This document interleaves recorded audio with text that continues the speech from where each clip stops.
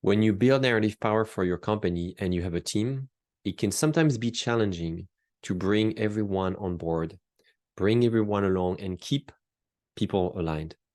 It's the dream of all CEOs, but sometimes you can face challenges that will create tensions because although you may have developed an emerging vision that is holistic, that you're excited about, that maybe your leadership team is excited about, you still have to continue to do the work with your entire team and maybe your communities of partners, vendors, outside helpers, contractors, and so on.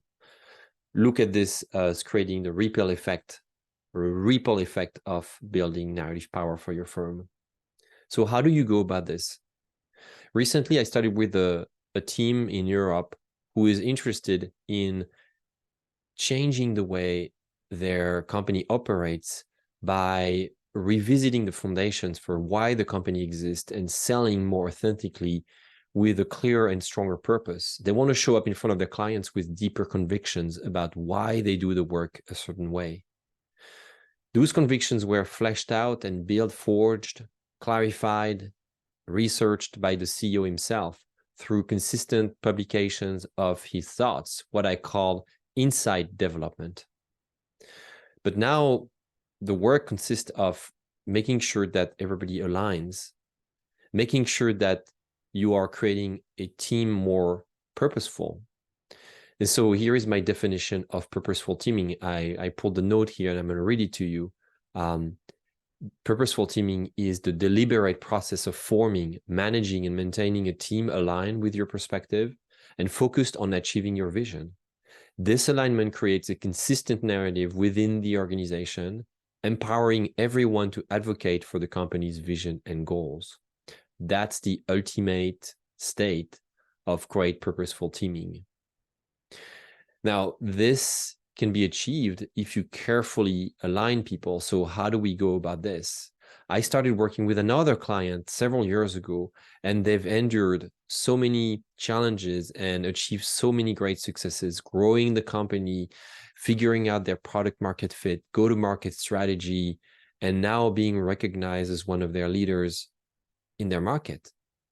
And one of the greatest assets that I've heard the CEO say they built is the habit of meeting every week as a leadership team, and now every Tuesday as a team as a whole, all employees. It's not a very big company. It's probably a few dozen people, but still, it requires commitment and dedication to regroup on a frequent and regular basis to check if and how people are making sense of all the activities happening inside and outside the company. This is how you build alignment, not just through PR and communication and marketing and thinking that your words are just enough and they will do the rest. You need to check the alignment between three things: your words, what you say, your behaviors and practices, otherwise known as what you do, and your mindset, how you think, how you envision the work that is happening within your company. This can only be done if you regroup physically in person and remotely. One retreat once in a while won't be enough. You have to do this on an ongoing basis. And when the company is very misaligned, you will need strong treatment at first, maybe more often than you can imagine, more often than needed in some cases, more frequently. Let's put it this way. So with both those examples, with both my newer clients and my older clients here, I engage with them and I created with their team a habit of meeting and aligning through the exploration of their message, of their processes, of their rules, policies, of their product development ideas through various projects, Aligning people doesn't mean just talking about things. It's about working together. Alignment happens when we work together on something. This is how strategic alignment occurs. It's not just about writing a strategy document that will have people proofread and read and be agree or disagree with. Yeah, that's one of the phases, but really clear, strong, sustainable alignment happen through action. Remember, your values are how you decide. And the values you put in your narrative, the values you use to build your strategy, only exist through execution. That's what we call strategy execution. So back to my definition of purposeful teaming, the deliberate process of forming, managing, and maintaining a team aligned with your perspective. Deliberate process means that you're willingly organizing sequences of events, touch points. If you have a remote team, this can happen on Zoom, on Teams. This can happen over the phone, to go over questions, doubts, ideas, surprises, discoveries, questions, anxiety, moments of stress, dealing with problems, or going through difficult situations you may have with employees or clients. This is how you create alignment. This is how you create a cohesive firm that becomes stronger, that becomes more durable, more sustainable. That's what I call the power of narrative power. This is an example of what narrative power does when you use it to construct an organization that is built this way. Now, you may feel like you as a leader have done a lot of the work already, and that you've got to bring people along that maybe you've created because you've explored so much of the narrative of the company and the future vision, and you've explored your perspective so much in great detail. Maybe you came up with a framework, with new concept, new theory, that now there's a distance that you almost created with the rest of the people in your team.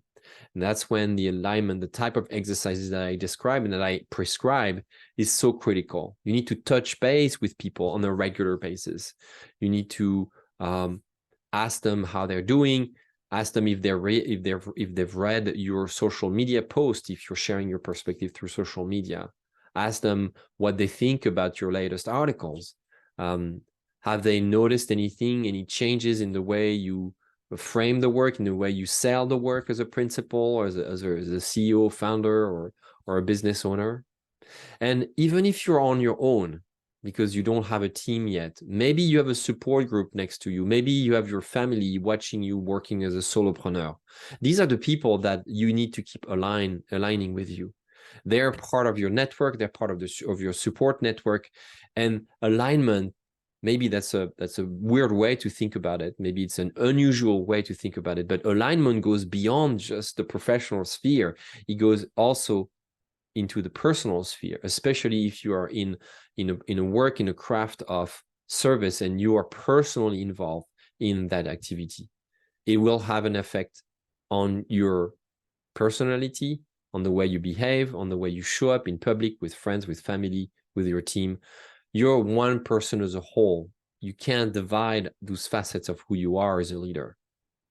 So again, I want to highlight the importance of building teams that are more purposeful through the art and science of aligning them with your perspective, with your focus, and achieving your vision. I hope this is helpful. And as always, I welcome your comments and questions regarding practical tips as far as how to accomplish this. Thank you so much, and I look forward to seeing you again.